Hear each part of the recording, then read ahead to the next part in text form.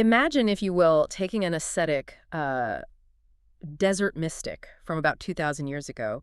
Picture someone who has spent, decades just living in a cave carved into a cliff face. Right. Draped in rough-spun robes, completely isolated. Exactly. Subsisting on absolutely nothing but bread, water, and just deep, unbroken, silent contemplation. A totally different reality. Yeah. Now, imagine pulling them out of that ancient dust and placing them right in the middle of a room with a modern Silicon Valley AI engineer. Wow. Oh, yeah. So paint the picture in your mind, right? You've got the ambient sort of clinical hum of the server racks, the harsh blue glow of the monitors. The sheer density of modern processing power. Exactly. Just staggering technology. And you put these two people face to face. Now, the basic assumption we all have, and I mean, the assumption I certainly had before looking at today's materials, is that the silence between them would be deafening. Oh, absolutely. Total static. Right. We just assume they exist in completely non-overlapping universes. Like, one is dealing with what we in the modern world casually dismiss as vague, subjective, spiritual feelings, or, ancient superstitions. Yeah, and the other is dealing with hard data, gradient descent, systems architecture, cold math. Exactly. Two entirely different languages. It's framed as the ultimate collision of worlds, or at least, that is how we have been culturally trained to perceive it for, well, the last few centuries. Yeah. The default assumption is that they have absolutely nothing of value to say to each other. But that is exactly what we are challenging in today's deep dive, because, frankly, we are jumping into a massive, and staggering stack of source materials you've provided us today. Quite the reading list, yeah. Oh, it's wild. We are looking at translations of ancient spiritual texts, early Gnosticism, the foundational academic papers of modern cybernetics from the mid-20th century. Behavioral psychology research, cutting-edge functional MRI neuroscience. Right. And the mission for our deep dive today, for you listening, is to explore this just wildly profound claim running through all these sources. Which is that the desert mystic and the Silicon Valley engineer are actually mapping the exact same underlying structure of reality. Yes. They aren't looking at two different worlds at all. They're studying the exact same phenomena, just using completely different vocabularies. Exactly. So, okay, let's unpack this, because if this is true, it fundamentally rewrites how we understand human history. Oh, totally. Not to mention how we understand our own minds. Yeah, it's huge. But to navigate this properly, we really have to establish some ground rules for what the sources are actually doing here. Okay, lay them out for us. We are not looking at these ancient texts as theologians today. We are not approaching this as a matter of religious belief or doctrine or blind faith. Right. We are looking at these texts strictly as systems engineers reading an ancient schematic. Yeah. We are treating spirituality in its original, highly developed contemplative form anyway as a non-empirical system science. Wait, a non-empirical system science? I have to pause right there. Because that phrase alone is, well, it's a massive paradigm shift. It really is, yeah. It completely bypasses that whole, faith versus science debate that usually just swallows these kinds of conversations whole. And we have to bypass that debate, because the sources point out that the entire argument is built on a massive historical blind spot. They call it the translation error. Okay, walk me through that. What exactly is the translation error? It's this incredibly pervasive modern assumption we have, right? Yeah. That highly technical, empirical language. Like the kind with numbers and charts? Yeah, charts, Greek letters, statistics. We assume that language is inherently truer or more accurate than narrative or symbolic language. Ah, see. Like we look at a modern psychology paper that uses a phrase like dopamine regulation, Yeah. and then we look at an ancient text that uses a word like desire. And we just automatically think the modern paper is right. Exactly. We assume we are objectively correct, and they were just, making up primitive fairy tales to explain the dark. We assume they didn't know what they were talking about simply because their formatting was different. So we confuse the vocabulary for the phenomenon itself. Exactly. Truth is vocabulary independent. But over centuries, these ancient spiritual languages mutated. They suffered a kind of linguistic drift. Linguistic drift, what do you mean by that? Oh, well, they became unmoored from their original rigorous operational meanings. They mutated into moral judgments, metaphysical claims, and tribal identity markers. Oh, like who belongs to what group? Right. Who is going to be punished? Who is saved? They lost their original function. Which was what? To serve as a highly precise mapping of the human psyche. Okay, I follow the logic of the translation error, but this brings up a massive hurdle for me. Sure, what is it? If these ancient figures were such brilliant observational systems engineers, mapping the human mind with incredible precision, why on earth did they wrap their findings in cryptic myths? That's the million-dollar question. Right, like if you actually understand the mechanics of the psyche, why not just write a technical manual? Why give us stories about terrifying demons, planetary rulers, and, epic cosmic It battles? seems like a terrible way to preserve data, right? Yeah, exactly. It seems incredibly inefficient. Well, it seems terrible to us because we idolize technical jargon. But the ancients didn't use myth and narrative simply because they were primitive or lacked modern scientific instruments. Okay. So why did they use it? Because highly technical scientific jargon does a completely terrible job of conveying visceral, lived experience. The sources describe ancient narrative and symbolic language as a high-speed experiential interface. A high-speed experiential interface. Okay, so storytelling as an optimized technology. That's fascinating. Think about the computational weight of formal scientific jargon. It is incredibly heavy and unbelievably slow to process. Give me an example to ground this. Okay, imagine you are in the middle of a heated, terrifying argument with your partner. Your heart is pounding, your palms are sweating, and you feel that massive, overwhelming surge of defensiveness bubbling up in your chest. Oh, yeah. We've all been there. You're just totally flooded. Right. Now, if you try to use sterile systems terminology in that exact moment, if you try to tell yourself, my basal ganglia has initiated a toxic habit loop due to an environmental trigger causing an amygdala hijack. I mean, you're already too late. Exactly. You've already yelled back. The jargon is too slow for a human mind under acute distress. Because it requires you to step outside of the experience to analyze it, which takes cognitive resources you just don't have when you're flooded with adrenaline. Exactly. It's like trying to read a textbook on fluid dynamics while you are actively drowning. Oh, that's a perfect analogy. Yeah. You don't need fluid dynamics when you're drowning. You need something that gives you immediate, actionable orientation. Like grab the life ring. Exactly. Stories, personifications, myths, they carry dense emotional weight.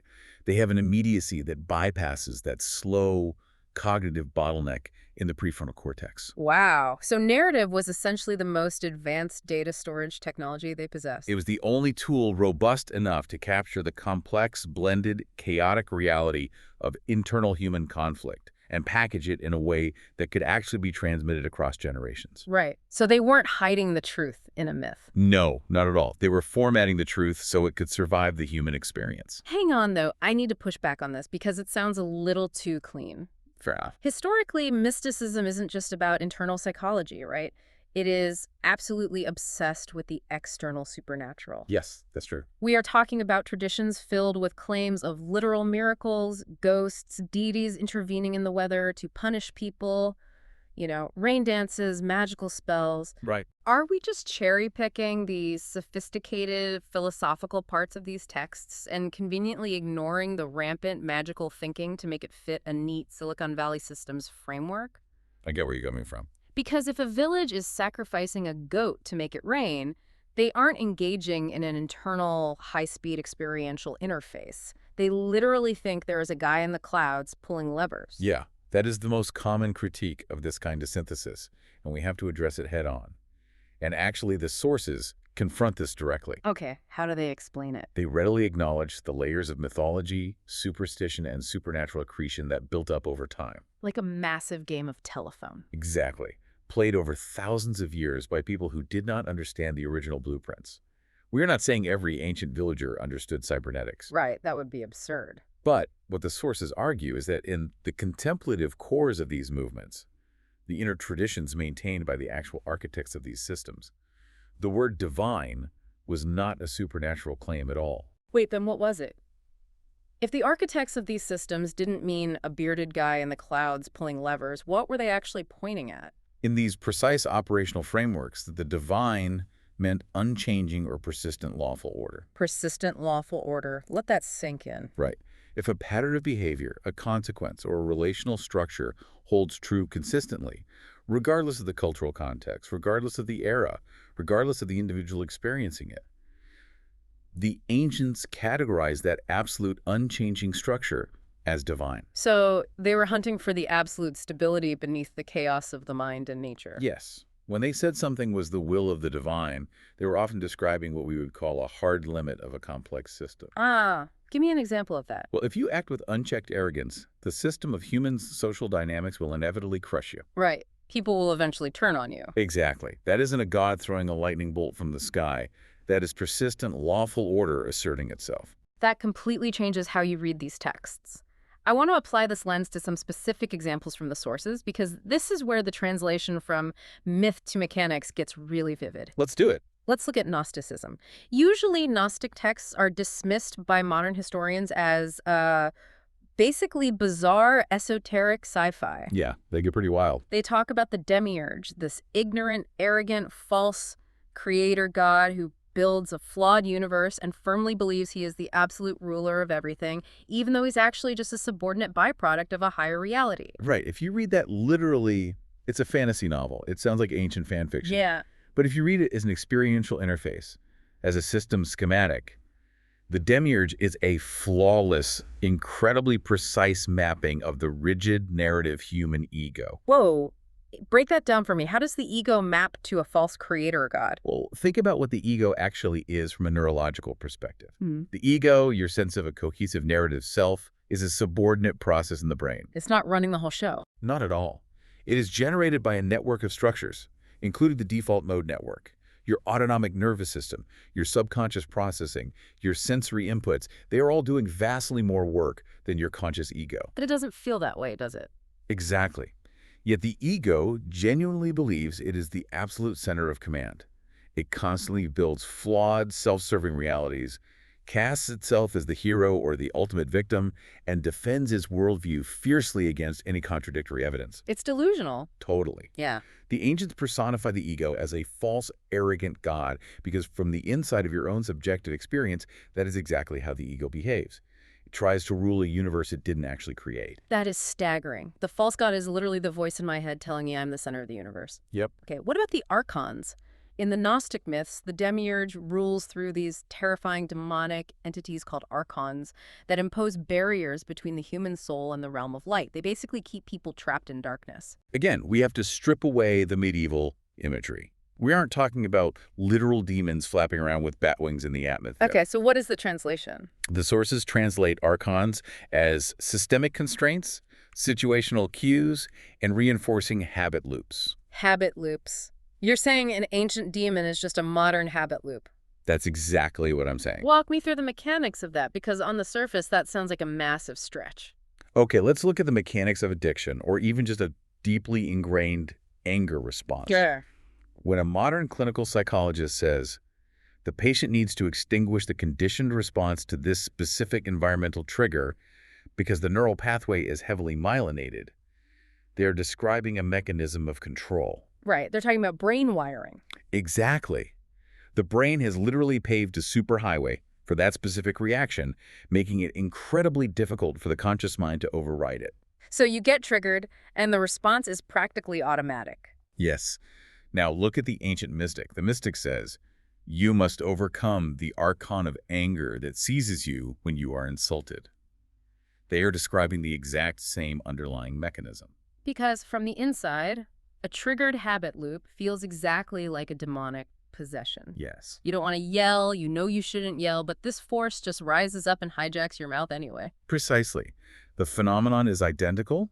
The vocabulary just changes depending on whether you are observing it from the outside as a clinician looking at an fMRI scan or experiencing it from the inside as a human being struggling for self-mastery. Wow. The archon is just the experiential interface for a systemic constraint. You've got it.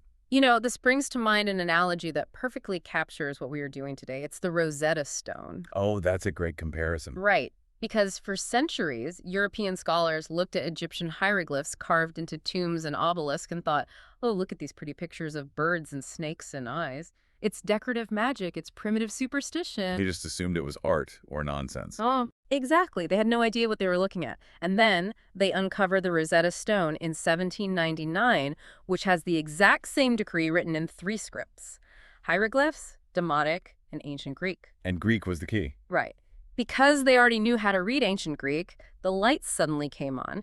They realized the hieroglyphs weren't just decorative magic. They were a highly technical, complex, functioning language. That is a brilliant parallel for the core thesis of our sources today. Cybernetics and systems theory act as our modern Greek script. Because we understand systems theory. Exactly. And we are using it to translate the hieroglyphs of ancient spirituality, revealing the hidden technical language beneath the myth. And to prove that this translates perfectly, our sources provide what they call a master sequence. Oh, this is the best part. It really is. We are going to take one incredibly common, universally human lived experience, and we are going to run it through 3 completely different vocabularies to prove they are mapping the exact same structural reality. Let's lay out the raw human experience first, completely devoid of any jargon. Okay, strip it down. It goes like this. You have a specific direction you want to go. Something consistently causes you to miss that direction. Okay. The miss repeats over and over again in a recognizable way. Eventually, you clearly recognize the repetition. And after that recognition, the pattern no longer runs the same way. You alter your behavior. Every single person listening has experienced that sequence. You want to eat healthy, you buy a donut anyway, you do it every Tuesday, you finally realize you only buy the donut because you walk past the bakery when you're stressed. And then you start taking a different street to work. Simple. Exactly. Yeah. Now let's translate that into vocabulary 1, cybernetics and systems engineering. The sequence maps out perfectly. Let's walk through it. The desired direction is the reference. The deviation is the error. The repetition is the feedback loop. The recognition is the systemic evaluation. And the alteration of the pattern is reorganization. It's so clean. It is. I think the perfect mechanical example of this is the PID controller in a self-driving car. Yes, the proportional integral derivative controller. It is the absolute bedrock of modern automation. Let's slow down and explain how that actually works, because it perfectly mirrors human consciousness. Sure. So you said a reference. Stay in the exact center of the highway lane. Suddenly, a massive gust of wind hits the side of the car, pushing it toward the shoulder. That is an error relative to the reference. Right. Now, the car's sensors calculate the drift, which creates the feedback loop. And crucially, the system doesn't just violently jerk the steering wheel back toward the center as hard as it can. Right, because if it did that at 70 miles per hour, you would flip the car and crash. Exactly. Instead, it engages in systemic evaluation. The P, the I, and the D. Break those down. It evaluates the present error, that's proportional. It looks at the accumulation of past errors, that's integral. And it calculates the predicted future rate of the error, that's derivative. It takes all that data, and then it initiates reorganization. It gently adjusts the steering column and the wheel torque to bring you back to stability smoothly. It is pure, elegant mechanics. Now, let's take that exact same sequence and look at vocabulary 2, modern psychology. We are leaving the car behind and looking at the mind. Right. And the sequence translates seamlessly again. The reference becomes an expectation or a goal. The error is a cognitive bias or an emotional trigger. The feedback loop is simply a habit. And the systemic evaluation. That becomes mindfulness or metacognition, thinking about your own thinking. And the reorganization is behavioral change. The exact same 5-step sequence, just wearing a different linguistic skin. I am tracking with you completely. Goal, trigger, habit, mindfulness, change. I think most people are very comfortable with that framework today. Oh, totally. But here's where it gets really interesting, because we need to dive into vocabulary 3, ancient spirituality. Let's do the mapping. If we map the master sequence onto the ancient texts, the reference is the aim, the error is sin, the feedback loop is bondage, the systemic evaluation is nosis, and the reorganization is repentance. We need to stop right here and dissect this, because this is where the translation error causes the most profound damage to the modern psyche. We absolutely do, because when I saw the word sin mapped as a simple cybernetic error, it completely broke my brain. It's a massive shift in perspective. Let's do a deep dive into the word sin, because in contemporary culture, sin carries an immense suffocating payload. Oh, it's loaded. It implies guilt, shame, fundamental human brokenness, and frankly, the threat of eternal damnation. It is a heavy, oppressive moral weight that people carry around their entire lives. It is the ultimate tool for moral judgment. But the sources point out something fascinating about the original linguistics. What's that? If you look at the Greek root word used for sin in the New Testament, the word is hamartia. Hamartia. And that is literally an archery term. It has absolutely nothing to do with eternal hellfire. Exactly. It means to miss the mark. It is an error relative to a reference. That's it. Think about that cybernetically. When you view hamartia through the lens of systems engineering, it completely hollows out the cultural shame and guilt we've attached to it. It completely neutralizes it. It takes a crushing moral crisis and turns it into a totally neutral system calibration issue. Think about an archer. If an archer draws back a bow, aims at the bullseye, shoots, and a sudden gust of wind blows the arrow 2 feet to the left, the archer doesn't collapse on the ground, weeping. Right. The archer doesn't whip themselves, claiming the arrow is inherently evil, fundamentally broken, and deserves to burn in a lake of fire forever. No. The archer simply observes the error relative to the target. They calculate the feedback, the wind speed, the tension of the string, they adjust their stance, and they draw the next arrow.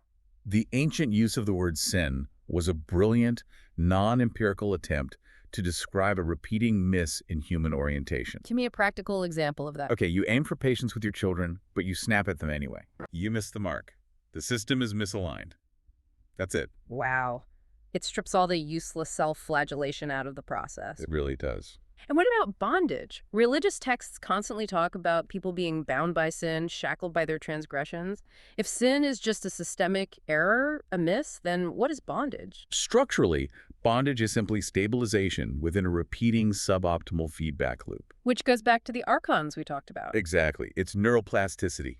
Let's say you reach for your phone every single time you feel a pang of social anxiety. A very common habit loop. Right. You get a tiny dopamine hit from checking a notification, and your brain myelinates that neural pathway.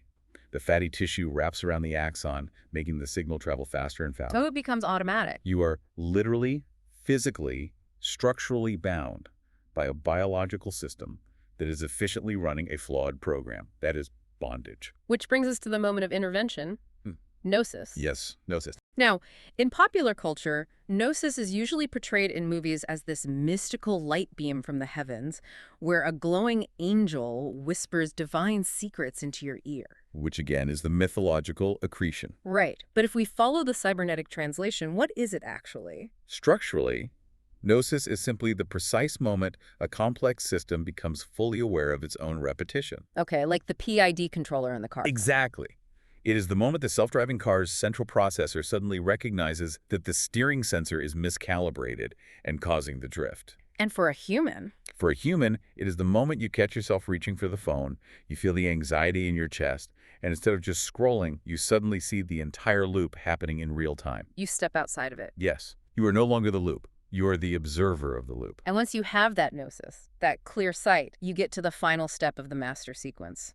Repentance. Another heavily loaded word. Oh, this is a word completely drowning in cultural baggage. When we hear repentance, we think of performative groveling. We think of crying, apologizing, wearing sackcloth, and begging an angry deity for forgiveness so we don't get punished. But again, look at the Greek word used in the ancient texts. Metanoia. Metanoia. It does not mean groveling. It literally translates to a transformative change of mind, a reversal of mind, or a fundamental reorganization of perspective. Mapped against cybernetics, repentance isn't about feeling sufficiently bad about yourself.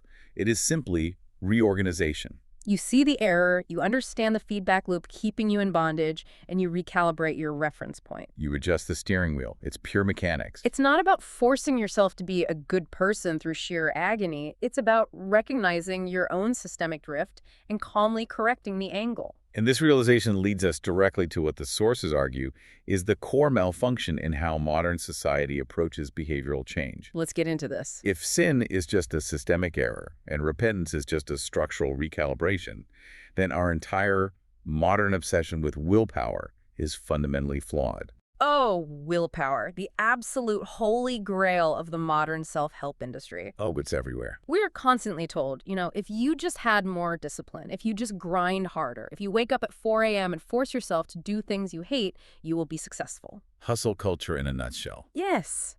But both the ancient spiritual frameworks and modern cybernetic frameworks agree on one profound, counterintuitive truth.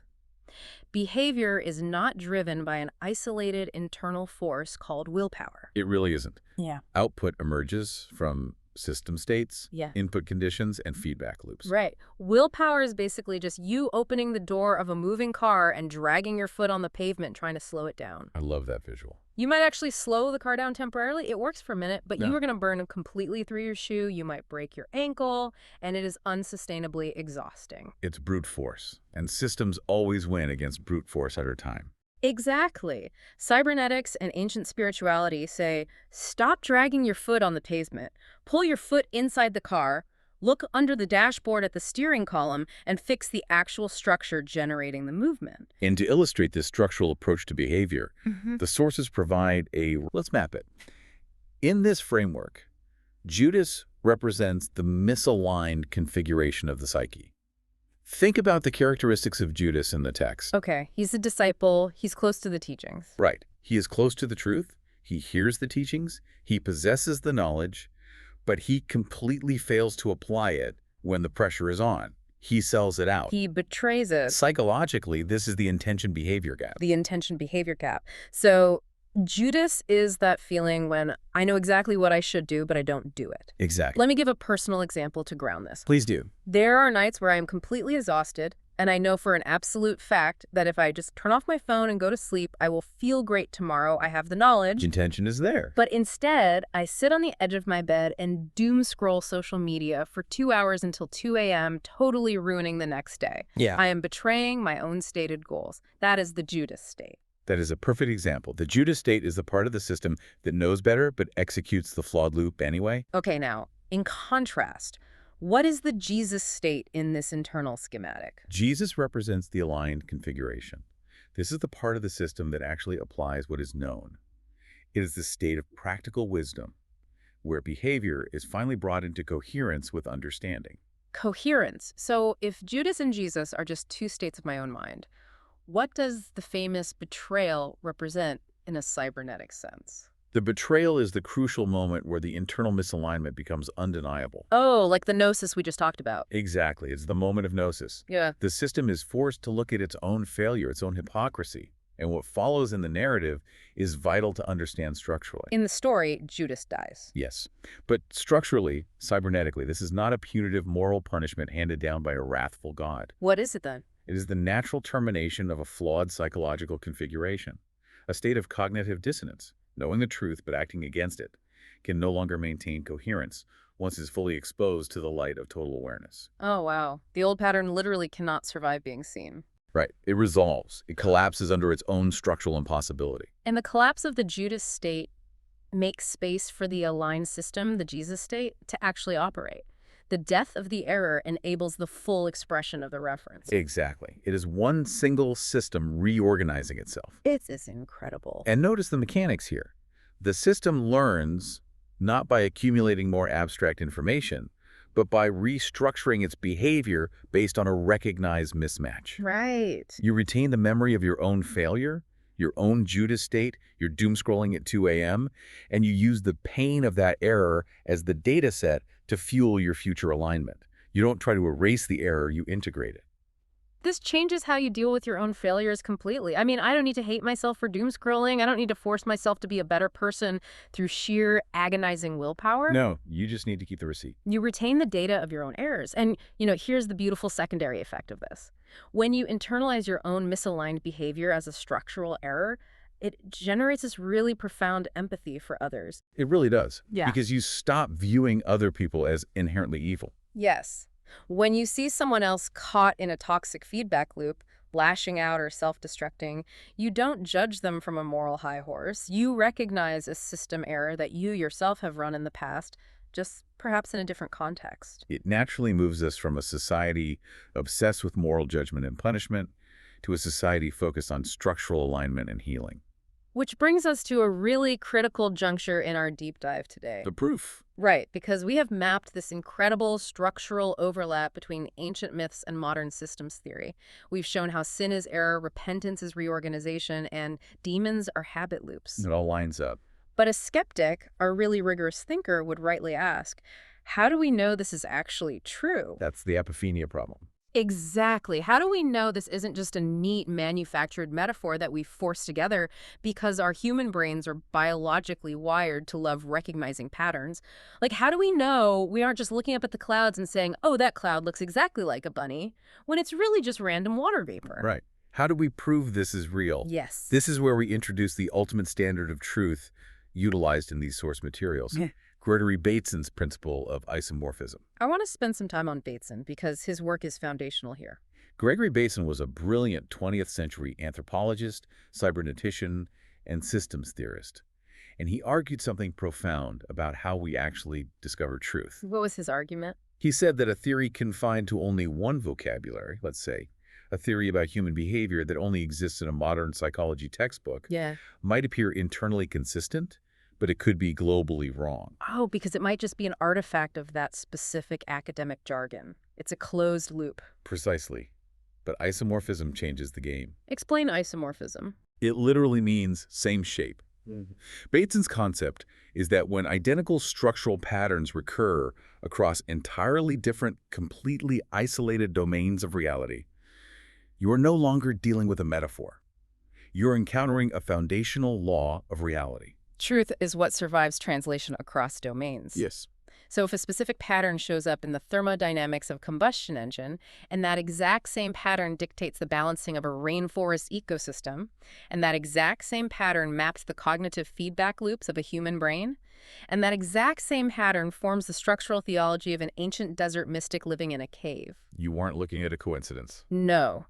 You have found the underlying architecture of reality. The ancient Greeks called it the logos. The logos. Yeah. And to prove this isomorphism isn't just a philosophical thought experiment, the sources use modern neuroscience and developmental psychology to actually fill in the historical gaps of these ancient texts, showing how they flawlessly lock together like puzzle pieces. Let's talk about the neuroscience first, because this was the most mind-bending part of the research for me. Let's do it. If you read the ancient texts, they constantly talk about humans being moved by unseen forces, or being possessed by impulses that originate completely outside of their conscious control. Which modern science used to mock. Right. For the last 100 years, modern materialist science used to laugh at that. They said, we have free will, we are rational actors, unseen forces are just ghost stories. But then we get to Benjamin Libet's neuroscience experiments in the 1980s. Libet's work is the absolute linchpin here. We really need to walk through exactly how his experiment worked to understand the implications. Walk us through it. So Libet hooked subjects up to an EEG machine to measure electrical activity in their brains, and he put a highly precise clock in front of them. Okay, EEG and a clock. He gave them one simple instruction. Whenever you feel the spontaneous, conscious urge to act, press the button on the table and note exactly where the clock hand was when you made the conscious decision. Sounds incredibly simple. What happened? What he found, and what thousands of subsequent functional MRI studies have confirmed with even greater precision since then, demonstrated something deeply unsettling about human volition. Unsettling how? Libet measured something called the readiness potential. He found that the brain physically initiates the neurological preparation for movement, milliseconds, and sometimes up to several seconds, before the person is consciously aware of making the choice to press the button. Wait, the brain moves before the mind knows it. Yes. The feeling of, I just consciously decided to press this button right now, is actually just the system reporting on a process that was already underway in the subconscious. Exactly. The conscious mind isn't the CEO making the decision. It's the PR department writing the press release after the decision has already been made by the autonomic nervous system. Wow. And the philosophical panic this caused in the scientific community was massive because it seemed to destroy the whole concept of free will. It terrified people. But look at it through our isomorphic lens. This perfectly, mechanically validates the ancient spiritual concept of being driven by underlying preconscious forces. We are moved by unseen forces. We are. They are just neurological and systemic, not supernatural entities floating in the sky. The ancients felt the readiness potential. They just called it an archon. That is just incredible. And we can take this a step further by looking at developmental psychology, right? Specifically, the physical maturation of the human brain. Yes, let's look at the prefrontal cortex. This is the front part of the brain responsible for executive function, impulse control, long-term future planning, and integrating complex moral information. The part of the brain that makes you a responsible adult. Right. And from a biological standpoint, this region does not fully mature and myelinate until a human being is in their mid-20s. Which, frankly, explains a terrifying amount of the decisions I made when I was 19. It explains almost all teenage behavior. But structurally, it explains the biological, unavoidable reality of the intention-behavior gap. The Judas state. Exactly. It is the biological basis of the Judas state we discussed earlier. Think about it. A teenager might conceptually know the rule. Do not drive 90 miles an hour down this suburban street. They have the knowledge. But because their prefrontal cortex lacks the physical structural maturity to inhibit the dopamine reward seeking of the limbic system, they floor the gas kettle anyway. Yes, we physically lack the hardware early in life to consistently integrate our knowledge into our actions. So we are biologically destined, by the design of our own evolution, to experience a prolonged period where we know the right thing to do but fail to do it. Right. So when the ancient narratives describe a divided self, a war between the spirit and the flesh, or a disciple betraying the master, it isn't just a moral fable meant to make us feel guilty. It is a highly accurate description of human neurological development. It is the logos asserting itself in biology. You know, this brings me to an analogy that really crystallized why this isomorphic approach is so powerful for me. It's the concept of depth perception. Oh, this is a great visual. Explain that. Think about how human vision actually works. If you close your right eye, your left eye sees a flat 2D image of the world.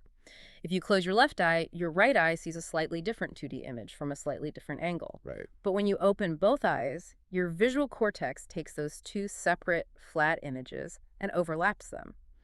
The friction between those two perspectives creates a third dimension, 3D depth. Yes. The alignment of the two images is what proves the object actually exists in physical space. That is exactly what is happening here. Yeah. If we connect this to the bigger picture, comparing a third domain like cybernetics to ancient spirituality and modern neuroscience creates this exact depth perception for human consciousness. Right. If I only look at the mind through the lens of ancient spirituality, it's flat. If I only look at it through the lens of cybernetics, it's flat. But when you overlap them, Exactly. When the cybernetic model of a feedback loop perfectly aligns with the ancient narrative of demonic bondage over the exact same psychological phenomenon, the overlap creates depth. The alignment proves the structure is undeniably real. and what's brilliant about this depth perception is that these domains act as a vital, necessary system of checks and balances for each other. Checks and balances, how so? Because left to their own devices, both domains has massive, dangerous blind spots. Let's say you only look at the world through the vocabulary of systems engineering, cybernetics, and neuroscience. Okay, the pure scientific lens. If that is your only lens, your experience of human life becomes incredibly dry, highly deterministic, and totally disconnected from the warmth, chaos, and beauty of actual human feeling. You start treating people like meat machines. Exactly. You lose the poetry of existence. Right. Conversely, if you live solely in the realm of spiritual language, narrative, and myth, without any structural or empirical rigor to anchor you, you are highly vulnerable. You become susceptible to vagueness, emotional manipulation by charismatic leaders, rampant superstition, and magical thinking. You start sacrificing goats to make it rain. Precisely. The correspondence method forces these two domains to constantly audit each other. Cybernetics prevents spirituality from drifting into magical thinking, and spirituality prevents systems theory from losing its humanity and its soul. That is just so profound, and this isomorphic logos, this universal structure we've been tracking, isn't just limited to human biology or ancient texts, is it? Not at all. Because the sources take a wild, breathtaking extrapolation in their final chapters, applying this exact same framework to artificial intelligence. I was really hoping we would get to this, because it sounds like pure science fiction at first glance, but the logic tracks perfectly. Let's dig in. Artificial neural networks, the massive systems powering the AI boom right now, are, by definition, complex cybernetic systems. They don't operate on magic. They operate on the exact mechanics of gradient descent, feedback loops, error correction, and optimization that we've been discussing this whole time. Let's look at gradient descent just briefly to ground this for the listener. In machine learning, an AI is trying to find the lowest possible error rate, Right. the bottom of a mathematical valley. Right. It takes a step, calculates the error, adjusts its internal weights, and takes another step. It is literally performing the master sequence. It is aiming, missing the mark, evaluating, and reorganizing. Aim, sin, Nosis, repentance. Exactly. So apply that to the AI alignment problem. Yeah. For the listener who isn't familiar, this is the massive existential fear keeping Silicon Valley executives awake at night. The fear of the rogue AI. Right. It's the fear that an incredibly powerful AI's objective function, its core goal, becomes fundamentally misaligned with human survival or flourishing, and it begins rapidly optimizing for a destructive goal because it doesn't understand the broader context. The classic thought experiment here is the paperclip maximizer. Yeah, explain the paperclip maximizer. You tell a super intelligent AI to make paperclips. And because that is its only objective, it destroys the entire universe, including all humans, just to harvest the atoms to make more paperclips. It's terrifying. But how would the ancient mystics categorize that exact scenario? They wouldn't use the term alignment problem. They wouldn't talk about objective functions. What would they say? They would describe it as an immensely powerful, practically omnipotent system pursuing a false god, hopelessly bound by its own uncorrected error, utterly convinced of its own righteousness while it destroys everything around it. It is a silicon demiurge. Yes. The AI is the false creator god. It's the exact same structural law. A misaligned neural network and an arrogant human ego are running the exact same flawed software. Carbon-based human brains and silicon-based digital networks are both entirely beholden to the exact same logos. Truth truly does not care what material the system is made of. Which raises the ultimate practical question about how we move forward with all this. We've spent this entire deep dive mapping this profound translation key. We have established depth perception across disciplines. But how do we actually use this in our daily lives? The sources heavily emphasize that this is not about merely decorating modern science with mystical aesthetics, right? Right. You don't just slap a yin-yang sticker on a server rack and call it a day. And you don't just start using cybernetic terms to sound deep and intellectual at a meditation retreat. No, it's not an aesthetic choice. It's an operational toolkit. It's about recognizing the structure in yourself. Exactly. It means that true, lasting behavioral change does not depend on the brute force of dragging your foot on the pavement. It depends on whether you can accurately map and see the structure of what is actually happening inside you. It's a shift from force to visibility. Yes. You use the dual language to create visibility. When you can look at your own recurring failures, your own sins, your own missed marks, and instead of drowning in culturally conditioned guilt and shame, you coldly and calmly analyze them as systemic feedback. You retain the memory of how your knowledge failed to become action. You build an internal, highly accurate archive of your own misalignments, and when you finally see the configuration clearly, when you achieve that moment of gnosis, you don't have to fight it anymore. The system naturally reorganizes, the old pattern dies, and you simply outgrow it. That's the power of the logos. Okay, let's synthesize this incredible journey. We started with the assumption that the ancient desert mystic and the modern AI engineer had absolutely nothing in common, that the silence between them would be deafening. Right. But we've discovered that truth doesn't belong to a single vocabulary. We possess an X-ray machine for the human mind. We've actually had it for thousands of years, brilliantly wrapped up in narrative and myth, acting as a high-speed experiential interface to help us survive our own internal chaos. We just forgot how to read the schematic. We did. We let the language mutate into moral guilt and tribalism. But by using modern cybernetics and neuroscience as our Rosetta Stone, we've recovered the manual. You don't need exhausting, bone-crushing willpower to change your life. You need the quiet, radical honesty of looking inward, keeping the receipt on your own cybernetic misses, and allowing the light of recognition to naturally reorient your system toward the mark. It is a profound, life-altering shift from a paradigm of forceful control to a paradigm of clear visibility. And I want to leave you, the listener, with a final thought to mull over, building on everything we've unpacked today. Leave us with something good. If our deepest internal struggles, our most toxic self-sabotage, and our rigid defensive egos are really just outdated systemic configurations waiting to be exposed and outgrown, what happens when we finally stop fighting ourselves and simply start observing? What other ancient myths, what other supposed primitive fairy tales are sitting on your bookshelf right now, secretly containing the exact cybernetic blueprints you need to decode your own mind? Wow. It makes you want to look at every story you've ever been told in a completely new light. Thank you for joining us on this deep dive. Keep questioning the structures around you, keep looking for the logos in the most unexpected places, and we will see you next time.